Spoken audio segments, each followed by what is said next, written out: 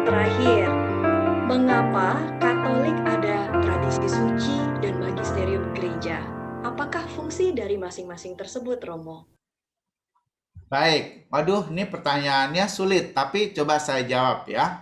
Dalam gereja Katolik memang ada tradisi suci dan ada magisterium, di mana mereka adalah salah satu pilar dari kebenaran gereja, ya. Saya mau melihat sumbernya dari Rasul Paulus. Rasul Paulus mengatakan dalam 2 Tesalonika 2 ayat 15, sebab itu berdirilah teguh dan berpeganglah pada ajaran-ajaran yang kamu terima dari ajaran-ajaran yang kamu terima dari kami, baik secara lisan maupun secara tertulis, ya. Dan juga saya mau mengutip dari Katekismus Gereja Katolik nomor 76. Di situ dikatakan demikian. Sesuai dengan kehendak Allah, terjadilah pengalihan Injil atas dua cara. Satu, secara lisan, berarti oleh para rasul yang dalam pewartaan lisan dengan teladan serta penetapan-penetapan meneruskan entah apa yang mereka terima dari mulut, pergaulan, dan karya Kristus sendiri. Entah apa yang atas dorongan Roh Kudus telah mereka pelajari. Ya, secara lisan. Jadi diwariskan secara lisan, pewartaan lisan dengan teladan dan penetapan-penetapan.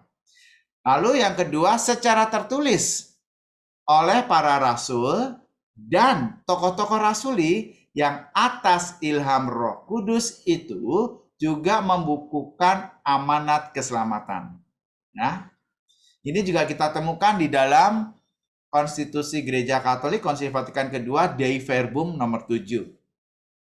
Dengan demikian, Alkitab ya fungsinya mengajak kita melihat warisan iman bukan hanya secara tertulis yaitu kitab suci, namun juga tradisi suci atau tradisi yang hidup dari generasi ke generasi dengan T besar. Hubungan antara keduanya dikatakan sebagai berikut. Tradisi suci dan kitab suci itu berhubungan erat sekali dan terpadu. Sebab keduanya mengalir dari sumber ilahi yang sama dan dengan cara tertentu bergabung menjadi satu dan menjurus ke arah tujuan yang sama. Dei Verbum nomor 9.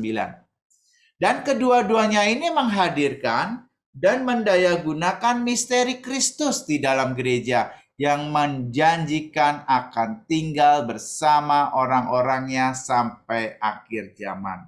Matius 28 ayat 20.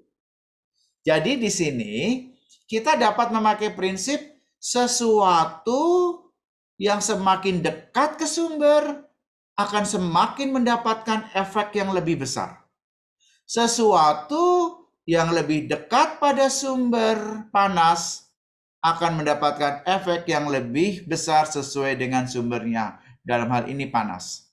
Ini berarti kesaksian orang-orang yang lebih dekat ke sumber, ya baik waktunya, baik lokasinya, baik orang-orangnya, dapat lebih dipercaya dibandingkan dengan kesaksian oleh orang yang terpisah oleh jarak dan waktu.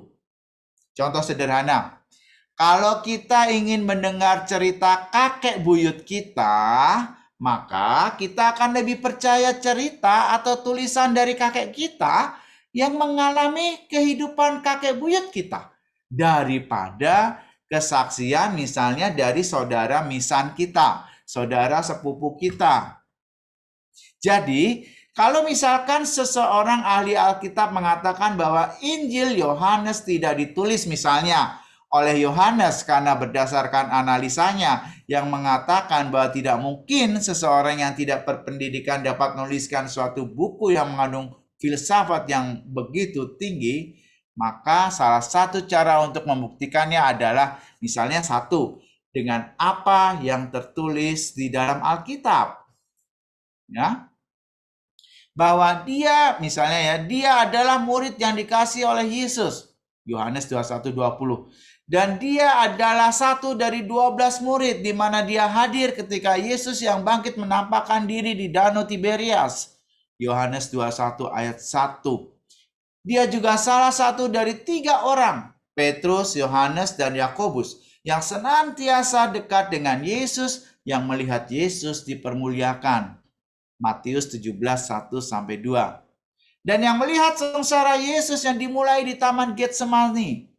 Matius 14:33. Nah, dari gaya penulisan, maka tidak mungkin Petrus yang menuliskan Injil Yohanes. Karena terlihat ada misalnya gaya bahasa yang berbeda dengan surat Rasul Petrus. Sedangkan Yakobus juga tidak mungkin menuliskan Injil Yohanes. Karena Injil Yohanes ditulis menjelang tahun 100 dan Rasul Yakobus diberitakan meninggal sekitar tahun 40. Kisah 12 ayat 2. Dan kita juga tahu misalnya dari Yohanes 19:35. Dan orang yang melihat hal itu sendiri yang memberikan kesaksian ini dan kesaksiannya itu benar. Dan ia tahu bahwa ia mengatakan kebenaran supaya kamu juga percaya. Dan akhirnya kita percaya misalnya bahwa Injil Yohanes ditulis oleh Yohanes. Karena dia mengatakan, dialah murid yang memberi kesaksian tentang semuanya ini dan yang telah menuliskannya. Dan kita tahu bahwa kesaksiannya itu benar. Yohanes 21:24. Namun tidak semua orang dapat menerima argumentasi ini. Maka dalam kondisi seperti ini, ya, kesaksian para bapak gereja, kesaksian tradisi suci itu menjadi sangat penting. Itulah fungsinya. Ya, jadi dalam pilar-pilar kebenaran itu, ya, tradisi suci, magisterium gereja selalu punya peran. Tradisi suci mengajak kita untuk semakin dekat dengan sumber asli, originalnya, sehingga semakin dengan otentisitasnya membangun suatu kedekatan pada kebenaran. Dan magisterium gereja mengajak kita untuk senantiasa terarah seturut ajaran gereja. Begitu Ibu Inga, saya kembalikan. Baik Romo, terima kasih banyak atas jawaban-jawabannya. Baik para sahabat, itulah jawaban dari Romo Danto. Dan juga Romo, apa yang mau disampaikan kepada para sahabat 3 Minute Way? Ya, di 3 Minute Away ini kita akan berjumpa dengan pengajaran-pengajaran yang membuat iman kita bertumbuh dan berkembang. Jangan lupa subscribe, like, dan share acara ini. Tuhan memberkati. Amin. Terima kasih Romo. Terima kasih. Tuhan Shalom. memberkati kita semua. Amin.